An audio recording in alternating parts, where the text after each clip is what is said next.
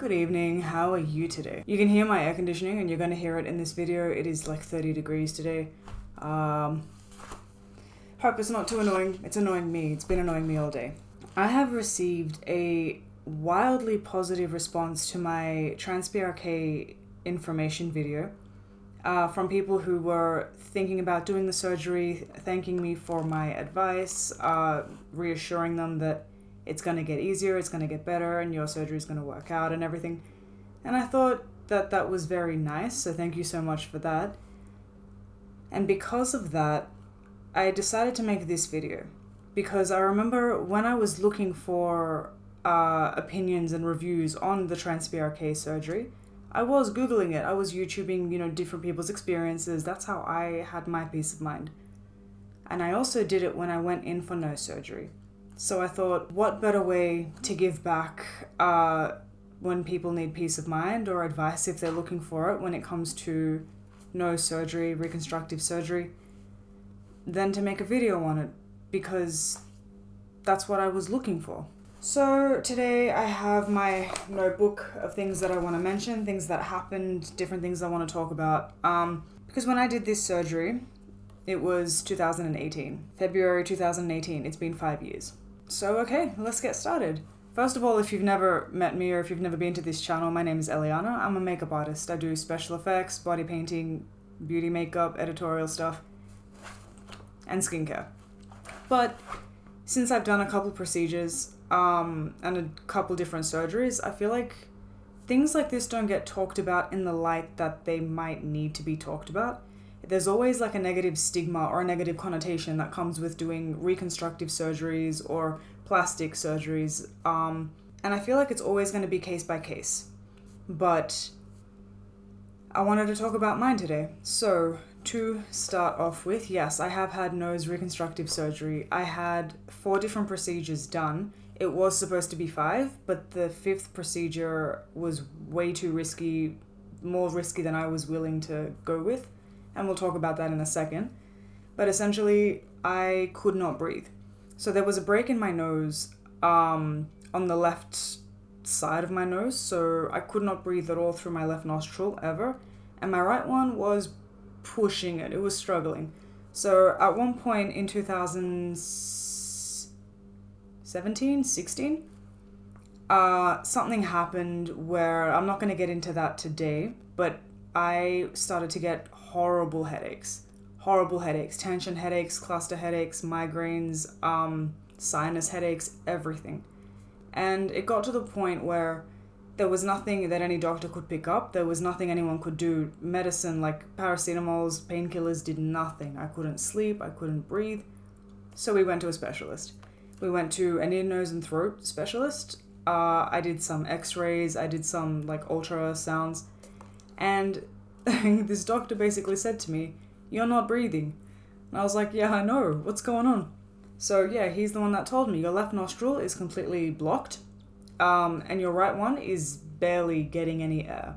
And I was a mouth breather, essentially. Like, since I was 14 or 15 years old, since I could remember from that period of my life, I was a mouth breather. But the headaches didn't start happening as bad or as intense until I was 21. Because of the thing that I don't want to talk about today.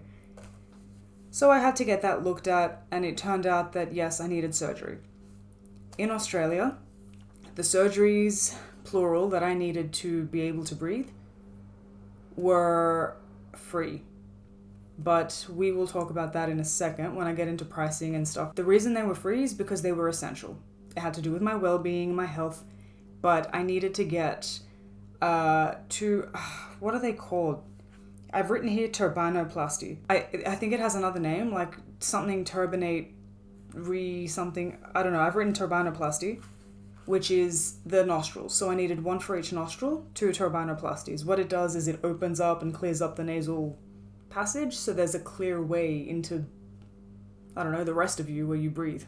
And I needed a septoplasty, which brings the septum to the center. I had a deviated septum. In addition to that, the surgery that I didn't end up getting was the sinus one. I don't know what that one's called. We didn't go for that one because the risks for that were too big. The risks were blindness. like, he told me my sinus, I could get a sinus infection at some point, but at the moment, from what he could see from the scans, it was so small. If I were to get it, I'd easily recover from it. It'd feel like a flu to me. So it wasn't worth it. I didn't get that one. We were sitting in his office, my mum and I, we were sitting in his office and talking to him about the procedures and what they will do, and he was, explaining it to us like all doctors do, so you know what you're in for.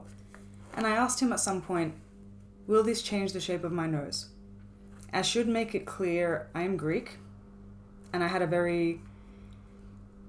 don't want to say I had a very Greek nose, because my nose was also broken. There was a break in it, and it was like I had a deviated septum. It was off to the side. So at some point, my nose changed into the problems that it was having.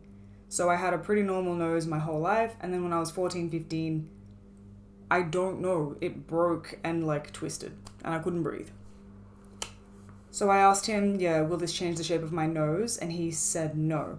To change the shape of your nose, that requires a rhinoplasty. In Australia, rhinoplasty is not covered by our universal healthcare here that we have, because it is considered a cosmetic surgery.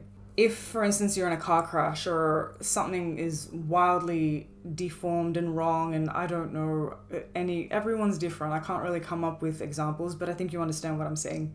In that case, when it's crucial to your health and well-being, the reconstruction might be covered by our universal healthcare. For me, it wasn't. But the 2 turbinoplasties, the septoplasty, and if I got the sinus one, they would have been covered. Hey, my air conditioning stopped. Woo! So anyway, when he told us that the rhinoplasty is what changes the shape of your nose, he said to us, that's not going to be covered. Because in this case, I cannot justify it being for your health and well-being. At this point, for this case, it is cosmetic. And because it is cosmetic, it will cost you. We'll have to charge you full price for it. Which, again, we'll get into at the end, pricing and everything. But I looked at my mum and I said, I can get the rhinoplasty another time. The most important thing to me is to breathe. Because, again, that break in my nose, it's hard to explain this. It never really bothered me until I started doing makeup and I could see that my nose was not centered to my face. It was throwing my face off balance, and I couldn't unsee it at that point. And it wasn't like I had changed. I'll put photos, by the way, up before and after at some point in this video. It didn't look bad. That wasn't the thing. It's just, it was very obviously broken to me. It was very obviously turned to the side, to the left side. And it's like I did not belong to my face anymore. Does that make sense? I started to feel like I'm not me. And that was very, I don't know. I started talking to my mum about nose reconstructive surgery the previous year. And I explained to her all of these things, and she was sympathetic, and she was like, okay, well, look, you're an adult. If this is what you want to do, if it's something you've thought about, we can talk about it. And this was the time to talk about it now. And the doc said to me, when I had said, I'll do it eventually when I can afford it, he was like, no. If you're going to do the reconstructive surgery, you're going to do it now, because once we go in to fix the airways and to recenter your nose and to bring everything into a breathing position, you can't go back in later. This is how it is now. So we kind of looked at each other, and he goes, I'll give you some time. He gave us like a month or whatever to think about it. He goes, I'll give you time. It is a big decision. The surgeries that were to help me breathe again were strongly recommended because I couldn't breathe. He gave us like books and pamphlets and papers explaining to us what each surgery was, including the rhinoplasty, and explaining what happens if it's something that I want to risk, if it's something I find worthy of my time, if it's something I actually want to do. He gave us the time. And as we left his office, I said to my mum, I want to do the surgery, the reconstructive surgery. And I did take the time. I definitely went home and did a lot of research on it, but I ultimately wanted to look like me or to feel like me again. And since the opportunity was coming, because I had to do the surgeries anyway, why not? The surgery was done in a private hospital, which meant that it wasn't covered by our healthcare system, and we had to pay for the bed, the theatre room, and everything, whatever. I can't remember too much of the prep because this was 5 years ago. All I remember is that I went in, the anesthesiologist was there, they were talking to me, I fell asleep. It took about 3 or 4 hours from what I was told, the whole surgery. And I woke up, they had me stay overnight at the clinic or at the hospital, and I had a cast on my nose and like fillings, I don't know, it was gauze or something in my nostrils to keep them open so they don't collapse. And there wasn't a lot of pain from what I can remember. It wasn't so much pain. At this point, I can't breathe through my nose. I have the fillings in there. I was still a mouth breather, but I had the tension from the surgery. Like I felt like I was swollen, it was heavy, and that kind of sucked. But I did sleep that night at the hospital, and I was on painkillers. There was no other type of medication, it was just painkillers. They were strong painkillers, but they were just painkillers, like there was nothing else. And I stayed at the hospital that night. They removed the bloody things. There was the cast, the fillings, and there was a thing of gauze under my nose because of dripping blood. They removed that the next day. They cleaned it up, and I went home. For the next 3 or 4 days, when I had the casts and the fillings and everything in, it was the most uncomfortable time that I had spent to that point ever. Because you can't sleep, because you can't exactly lie down, because you don't want, from what I remember them telling me, you don't want to lie flat on your back because it's still raw skin and flesh and bone. So it's not plastic, it's your skin and bones that they've just realigned to your face. So because while that's healing, you don't want to be lying down and have that concave in on itself. So you're sitting up asleep and you can't breathe because you're through your mouth, and when you close your mouth, you panic and freak out, which I did.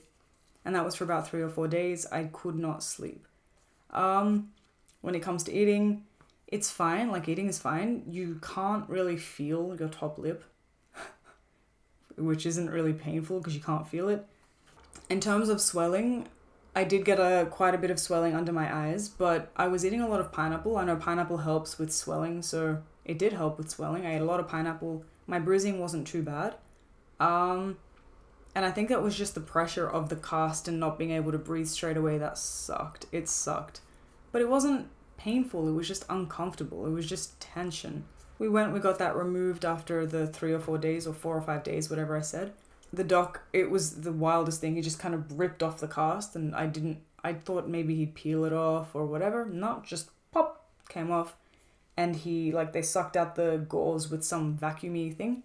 At this point, by the way, I hadn't washed my face properly in 5 days. I was using wet paper towels and stuff because you can't get the area wet.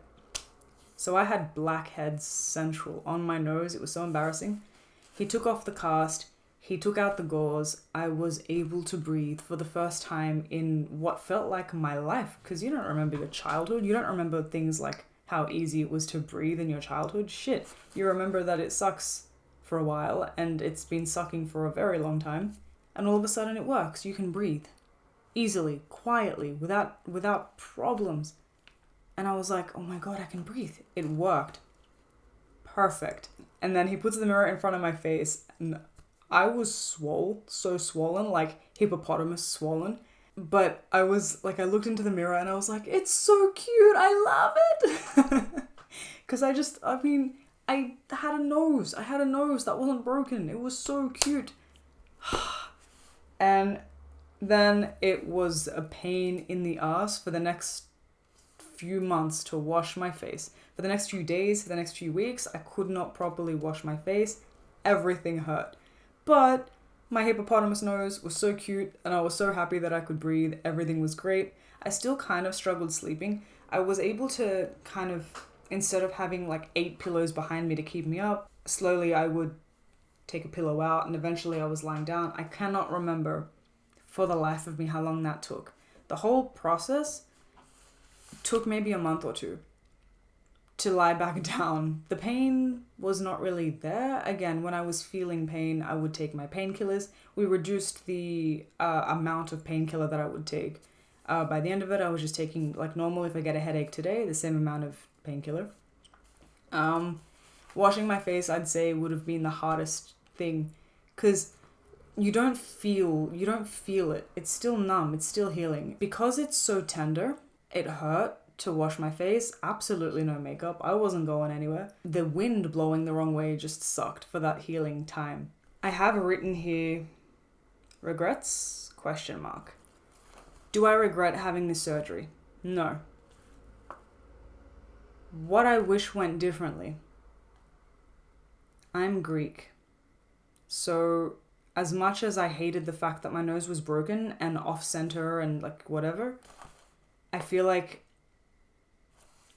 the nose that I have now, the reconstructed nose now, has taken part of that identity. Do I wish that this dip, if you can see it, do I wish that this slope was a bit more full, so it was more of a straight line down? Yeah. I feel like for my personal features, I don't have a cute, dainty, pointy face. And I'll talk about that in a second, because I had this conversation with the doc. But I don't have like a pointy chin, and I don't have dainty features. I have very rounded, strong features. So having a strong nose would have it could have gone one of two ways. It would have either complemented my face and I would have looked Greek, or it would have been too much and I would have looked more masculine. I already feel like I look masculine now as it is with my other features. But I did have this conversation with the doc, and I said to him, because he asked me out of curiosity, what would you like your nose to look like? And I basically just said I would like for the break to be removed, and for the tip of my nose to be centered, because it was again off to the left, and it felt like it was more overgrown. I don't know that it was anymore. It just maybe it felt that way because of all the other things that were happening. And I told him I don't want pointy nose or a square nose. I don't think that would suit me regarding my features. I think that it's fine the way that it is. I just want to remove the bulbous tip and bring it to the center. And he said, okay, I agree. That he agreed that it wouldn't suit me if I had a pointy nose, or it wouldn't, But he did say that thing that I just said about how a straight nose appears more masculine and how the slope would be more feminine. So I was like, okay, I trust you. You're the doc. I'm just here to breathe.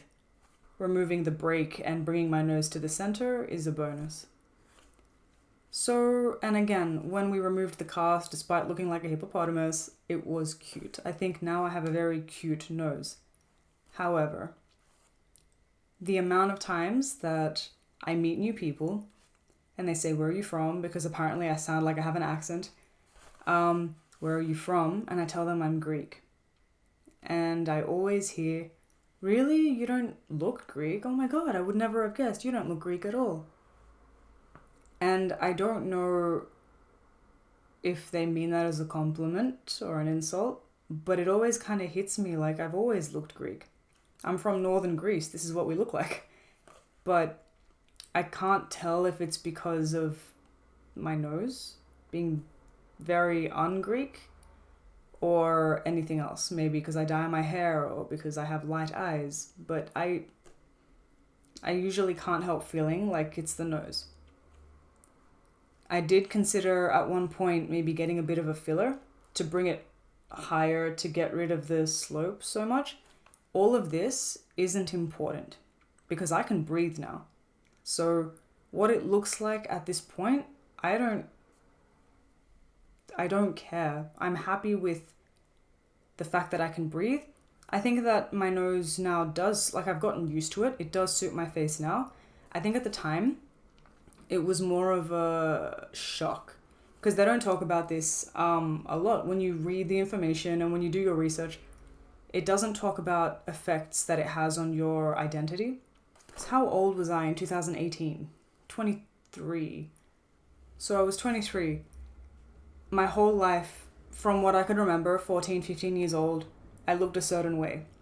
Now all of a sudden, I don't look that way. And I'm getting comments about how I don't look how I thought that I looked.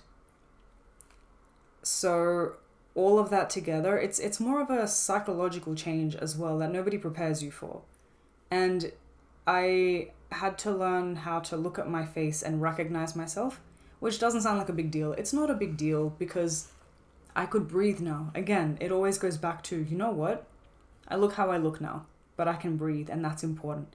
Greek people know that I'm Greek. I've had some Greek people come up to me. I've introduced myself, Eleanna, and they've been like, you're Greek. It's everyone else that doesn't know. So I'm alright with that. But that was the hugest shock, because when the swelling went down, when I was able to wash the blackheads out of my nose, I looked like me. I felt like me. The identity change I learned eventually was not in how I looked. It's in how I was perceived by others, which isn't my business. But I thought I'd mention it here because it is an important, part of who you are. What you look like to yourself, you see yourself every day, and you align yourself with what you look like is who you are. Is this right? I don't know. It's a whole other conversation, and I've learned this because I've had this reconstructive surgery. What you look like is not who you are. It has nothing to do with who you are, right? But I had to learn that going through this and realizing that I'm still me. I can just breathe better, and my nose is no longer broken. So it is an important thing to consider, but it worked out that I didn't care what people thought. I didn't care if they thought that I was Greek. And that was my own personal thing, but I thought it was worth mentioning. I've had to learn how to contour my nose how it is now and how it was then, which this video is going to be way too long if I talk about that now. But before I made a nose contouring video, which I do want to get to, I felt like I had to make this video because I have had a nose where it's not easy to contour. You use light and shadow to kind of smollen and enlarge in parts of the nose to make it look centered, to make it look even. And with the photos that I'm going to post, the front photo especially, the front profile, you can't tell that it's off center and that it's crooked because I learned how to do my makeup because I was at college and I had learned how to use contouring to center my face, which is why when I went to the ENT to talk about changing the shape of my nose, I told him, look, the most important thing is breathing, because at that point I knew how to contour my nose. So I'll put those photos up now, and you'll see it. The photo from my before, it's not an obnoxiously deformed nose. My nose, it just looks like it's fuller. It just has a little more personality. But what you're not seeing is on the other side of my nose in that photo is the break. Alright, in terms of pricing, this is all going to be rough numbers because this was 5 years ago. It was specific to this doctor and this anesthesiologist and this particular hospital and, again, 5 years ago. So, the nasal septoplasty, so the septoplasty, I've got written here $900. And the 2 turbinoplasties were, each nostril was $145 each. Had I gone to a public hospital, that would have all been, if not free completely, a lot less. But because I was at a private hospital, the prices changed. The rhinoplasty, which was the reconstructive surgery where they realign the bone and, move things around, that was $5,400. Altogether, turbine submucous resection. That's what I've been calling turbinoplasty. That's what I have written down. Turbinate submucous resection, where they open up the nostrils, the nasal passageways, into a clear road to your oxygen tanks inside your body. I've written that the total was roughly 12 grand. This includes the anesthesiologist, which 1600, plus the rhinoplasty, 5400, and then the 900 and 145 each that I said. So altogether, it was roughly $1,200. $12,000. When you go to a cosmetic surgeon, there is it's a huge difference. When you, I don't know how to explain it. When you're going to a hospital versus to a cosmetic surgeon where the job is to just do reconstructive surgery, that's the special, it's like a specialist for that. Whereas my ear, nose and throat specialist, he also did reconstructive surgeries, but his focus was ear, nose and throat. So that's a huge price difference in that. And it's not for everyone. So I know of people that haven't needed to be able to breathe because they were already able to breathe. Imagine having that kind of luck. But in regards to reconstructing parts of their face for other reasons, they had to go to a cosmetic surgeon to do that exclusively. And that would have been more expensive than what I had to pay. Post-surgery, vitamin E oil for scarring and paracetamol. Okay, so yeah, vitamin E oil helps with scarring. After my nose cast and everything was taken out, I was putting a vitamin E oil under here, which is where they made the incision so they could fix my nose. And that does help with scarring. I still have a little tiny bit of a scar, but it's so small that it just looks like I've applied my makeup dumb. Like there's a crease in my makeup, and only if you know that it's there and you're looking at it like this. I don't notice it, and I have my face. So I could have probably done more with the oil, but I was using, they have a vitamin E gel as well. That would have been a lot more pleasant to use because I was putting a little bit of oil and I was feeling it running down and it was itchy and I hated using it, but it did help with the scarring. It helped a lot with the scarring. Pineapple juice, pineapple in general helped with the bruising. Washing my face sucked, sleeping sucked. And I was taking, at first, like heavy Panadols, like Endones, to start with for the first week. And then we took that down to just normal painkillers. Up until I didn't need them anymore. So there was no extra pricing for any of that because it was all covered by our healthcare. I think the most stressful thing for me, other than the sleeping in that first week, it was just, the identity thing. Because I didn't expect such a shift. It got better. Again, when I went through, I did my work and I realized I know who I am. Shit, they don't know who I am. That changed. But I do wish that this dip was a little more full. I wish that, like, in retrospect, if I could change anything, it would be, I would have said to him, no, I think the straight nose would suit me better. But I don't think that it looks bad now. And if I were to do it all again, exactly the same, I still would. Because ultimately I can breathe again. The headaches that I said I was having at the time, which were the worst kind of headaches, and it was like 5 or 6 different brands of headaches that I was having at the same time, I don't have them anymore. I have maybe 2 out of the 5 or 6 because the majority of the problem has been solved. Tension headaches is because, I don't stretch. And the migraines you can't really help.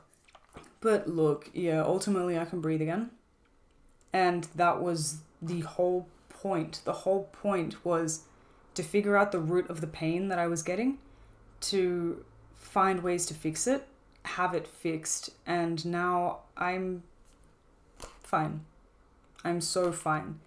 And I had to learn how to redo my makeup. That's all, it's stuff that doesn't matter, that you just, it matters, but it doesn't actually matter. You learn stuff like that.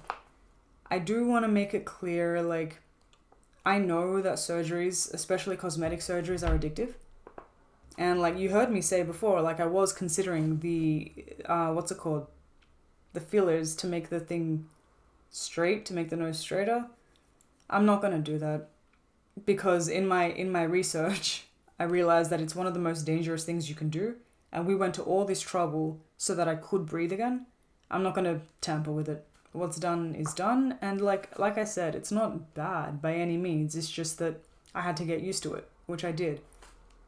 And at the end of the day, like, it's not about what you look like. It's about how you feel, right? And before the surgery, as much as it didn't bother me until I learned how to do makeup, and I felt like when I started doing makeup and I realized that my nose was actually crooked and broken and like off to the side, and I was like, this isn't right, and I couldn't unsee it, and I was always doing these ones, and I don't know. Before that, I don't remember it bothering me. Granted, 15 or 16, I went to makeup college when I was 19 or 20. I was 19, 20 years old. So for that later part of my teenage life, it didn't bother me. Until I couldn't breathe, until the incident happened where I couldn't get through the pain, and the pain is what provoked me to go and take a deeper look at what was going on. But yes, I wanted to make this video to offer any kind of help or peace of mind or reassurance to anyone, because my TransPRK video did so well, and it's still doing so well. I'm still getting comments thanking me for making that video. And I figured, since I was doing the same thing, when I was trying to research before and afters, and I was trying to hear different people's stories, would they do it again? Do they regret it? I was on YouTube and I was looking at these things for both these different procedures. So I thought, if this can help just one person, if it can convince them that yes, it's worth it, or if it takes them the other way and says, you know what, it isn't worth it, this isn't for you, it'll be worth it for me to have made this video. I know that cosmetic surgery and like reconstructive surgery is frowned upon still by a lot of people. It's your own personal journey. And I've seen so many posts and so many different, like, I don't want to call them propaganda posts because they're posts about loving yourself. But in the comments of those posts, there's people that say you wouldn't change it because you don't have it. And I felt that because in the photos, like usually these campaigns, it's photos of somebody with large noses or with pigmentation in their skin, or it's always something that's considered imperfection. I don't like that word. Imperfection is such a nasty word. But it's always a photo shoot of someone that has something. And in the comments, it's like, yes, but this isn't you. And I've seen comments upon comments being like, you cannot tell me how to feel about my whatever thing they want to change. A lot of the time, it's not even about how you look. It's more about how you feel about how you look. And there is a difference there. It's just, if you haven't experienced it, you won't understand what it is. Did I want the break gone? Yes. Did I want my nose centered? Yes. Did I care whether or not this was a slope or straight? Ultimately, no. Because the break was gone. The break is what I wanted gone. My nose being centered is what I wanted, and that's what happened. The rest of it I can deal with, and now I can pierce my nose, which I did, and then it infected, so I took it out. But I can breathe again. That was the point. And for me, that was worth it, and it will forever be worth it for that reason. I hope this was enjoyable. I hope it was informative, and I hope that I helped you find whatever you were looking for. I wish you all the best with any decisions you make, and as much as people want to be like, love yourself, understand that something like this is still considered self-love, because you're taking care of how you feel about yourself, especially if you can't breathe. It's kind of important that you take care of yourself. But that's all from me today. I wish you well. I'm going to go now because it's really hot. If you like this video, leave it a like, or let me know if you're thinking about doing something like this or what your train of thought is, because I do like to hear different people's perspectives and opinions. It helps me kind of recognize where people are different. But if you like this video, please leave it a like. I hope I helped in any way that I could, and consider subscribing for other reasons. I do makeup, I do skincare, I do want to get into prosthetics again. It's just, I don't know, I'm a little burnt out from the summer stuff, so I'm going to start reviewing makeup. So if you're actually interested in makeup, I will start reviewing it.